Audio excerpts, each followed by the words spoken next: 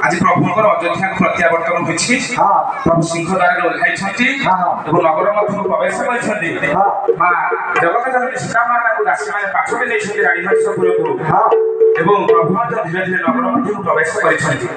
एई समय होइछि कोन देखिले से भाई भरत जहा को से दायित्व देथिले जे मो अनुपस्थिति अयोध्या को प्रजा मान को सुख पालन करिवो आज से भरत को टिके दृष्टि निक्षेप करते से दिशुजी केम भली आज भाई रामचंद्र कहउछ माने हस्ती काय तुड़ी रे पड़े हे बना तो दुर्बल तनु देखि चिंतित हुआ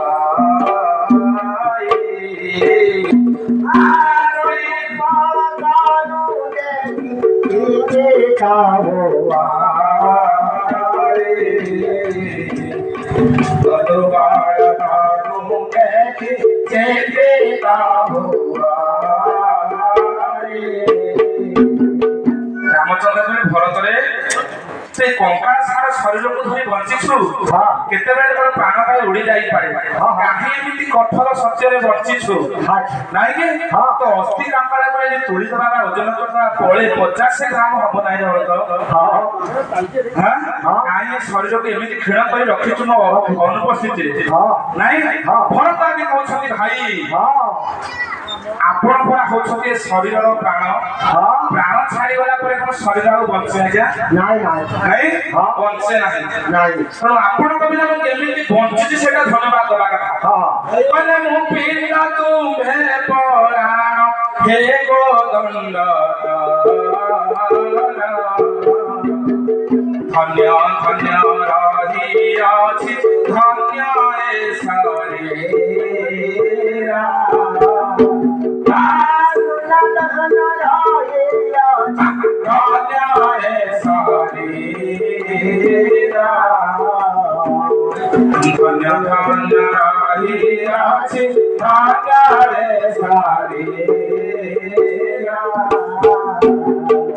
धन्यवाद दबा को शरीर को आज्ञा प्राण बिना शरीर को बंचलानी आपण अनुपस्थित आपण हृदय स्पंदन आपण छाड़ी चली गले केमी शरीर बंची केमी 14 वर्ष समय काटी से कथा मुझे का जानी हाँ भाई आपण तो अयोध्या को प्रत्यावर्तन कले पुर मध्य को प्रवेश करतु तेणु रामचंद्र कहते भरत तो 14 वर्ष काल मोर अयोध्या नगर को सुख शांति पालन कर रखिल से आज तू जहाँ मागिबू मु ताहा प्रदान कर नहीं कि तेणु भरत आज मागुछंती भाई जदि देबा पाई चिंता करिसंती ताले दिबार सत्य करंतु मु जहाँ मागिबी आपण मते देबे आज रामचंद्र भाई कथा दिबार सत्य करिसंती ताले कौन आज मागुची भाई भाई को कौन मागुची भरत मागुछंती प्रभु रामचंद्र सरकार को भाई मोर आपण पठर मधुरी बाबद किसी पाइबार अछि सेटा आपण मते प्रदान करी कौन मागिबो भरत नहीं कि मागुची भरत पहला 14 वर्ष हेला माता माता कोई नहीं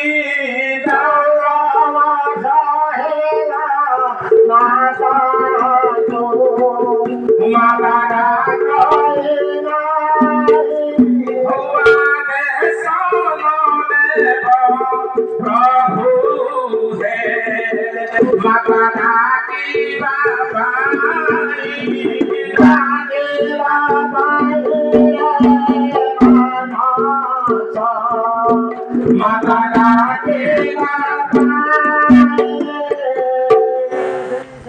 आज भरत कहते भाई जदि देवाई चाहते भाई को गोटे कथा कि वचन दिंतु जो माँ को 14 वर्ष है माँ बोली डाकिनी आप आदेश देवे ना मत से माँ को माँ बोली डाकिया नहीं कि राघवेंद्र सरकार आज तथास्तु बहुत कथा पूर्ण जे भरत तो कथा पूर्ण कर सत्य कर सत कि माँ को तू माँ बोली डाकबुनि अरे माँ कौन कर संसार में आज्ञा टीका गोविंद चंद्र माँ भूमिका वर्णना कौन टीका गोविंद चंद्र अरे माँ संसार में कौन करे के कानी बोलिन दशरथे कुमारा के कानी बोलिन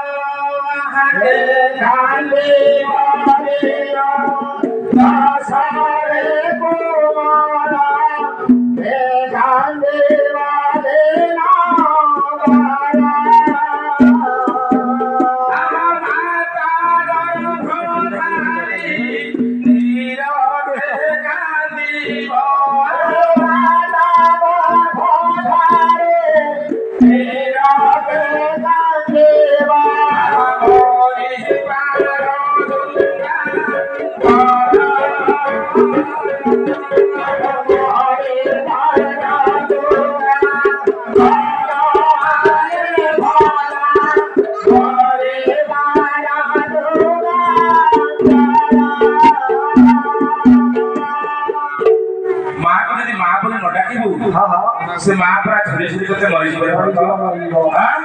संसार में पुओटे चली गले पुरुष टे चली गले जदि तार माँ थाए ताठु बड़ी दुख संसार में का पय किछि नहीं पुत्र शोक होला नहीं तेणु किए केते बेले कांदे के दिने कांदिबो के दिने कांदिबो के ओळे कांदिबो रहिथिबो किंतु माँ मरिबार जुगांतर जे पर्यंत पिंडर प्राण छाड़ी से पर्यंत पुत्र को बाहुनी बाहुनी माँ कांदुथिबो नहीं कि आउ माँ कौन करे कहले कह दुनिया रे किए माँ भली माँ सीना बड़ वसुधा बड़ी माँ सीना बड़ वसुधा बड़ी माँ सीना बड़ वसुधा बड़ी कह दुनिया रे किए माँ भली माँ सीना बड़ वसुधा बड़ी माँ सीना बड़ वसुधा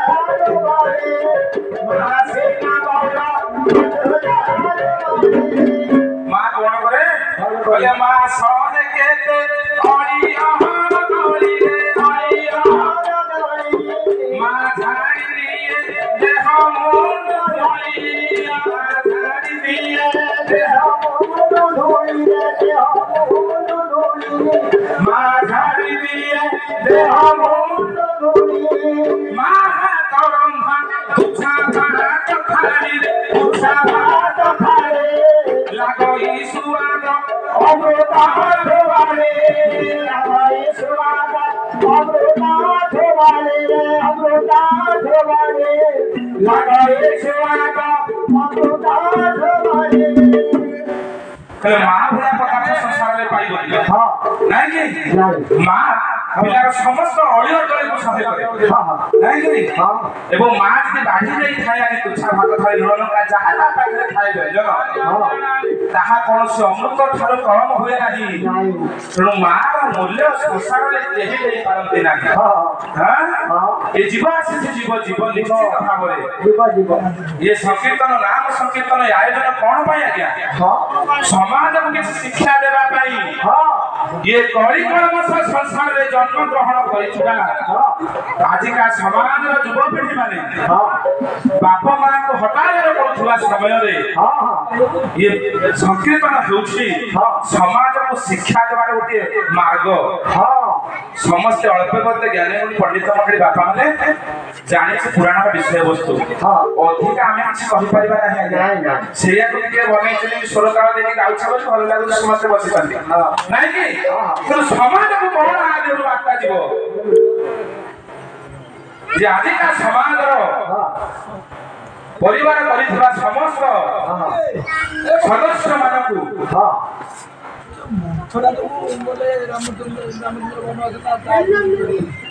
ବହୁତ କଥା ଅଛି ଆଜ୍ଞା, ଆମେ ସିଧା ସିଧା ପଳେଇବା। ସେତେ କଥା ବ୍ୟାଖ୍ୟା କରିବାକୁ ଆମ ପାଖରେ ଜ୍ଞାନ ନାହିଁ। ମୁଖ୍ୟ ହଉଛି ଦଶରଥ ଆଜ୍ଞା ହଉ। ତେଣୁ ମାର ମୂଲ୍ୟ ସଂସାରରେ କେହି ଦେଇପାରନ୍ତି ନାହିଁ। ସଂସାରରେ ସମସ୍ତେ ଜନ୍ମଗ୍ରହଣ କରିଛି, ଦିନେ ନା ଦିନେ ମୃତ୍ୟୁବରଣ କରିବା। ନାମ ସଂକୀର୍ତ୍ତନ ଆୟୋଜନ କରାଯାଇଛି କାହିଁକି ନା ଏ ଗ୍ରାମବାସୀ ମାନେ ବୁଝିଛନ୍ତି ନାମ ସଂକୀର୍ତ୍ତନର ମହାତ୍ମ କେତେ, ସମାଜକୁ କଣ ଶିକ୍ଷା ଦେବା ନାଇଁ କି?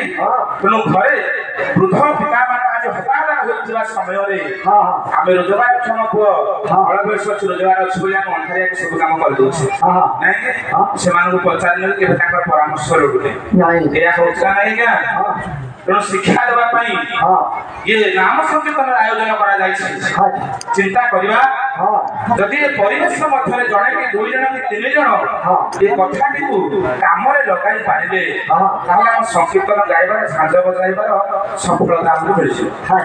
କିଛି କଥା ନାହିଁ ଆଜ୍ଞା, ଏଥିରେ ଇଏ ବିଦ୍ୟା ଅଳ୍ପ ବହୁତ ସମସ୍ତେ ଜାଣିଛନ୍ତି, କିନ୍ତୁ ସମାଜରେ ଯଦି କିଛି ଲୋକ ପରିବର୍ତ୍ତନ ହେଇପାରିଲେ ତାହେଲେ ଏ ସଂକୀର୍ତ୍ତନର ମୂଲ୍ୟଟା ରହିବ। ଆପଣ 5,000 ଦେଇଦେବେ, ଫୁଲମାଳ ଦେଇଦେବେ, ଭଲ କଥା କଥା କହିଲେ ସେଇଥିରେ ଗୋଟେ କଳାକାର କଣ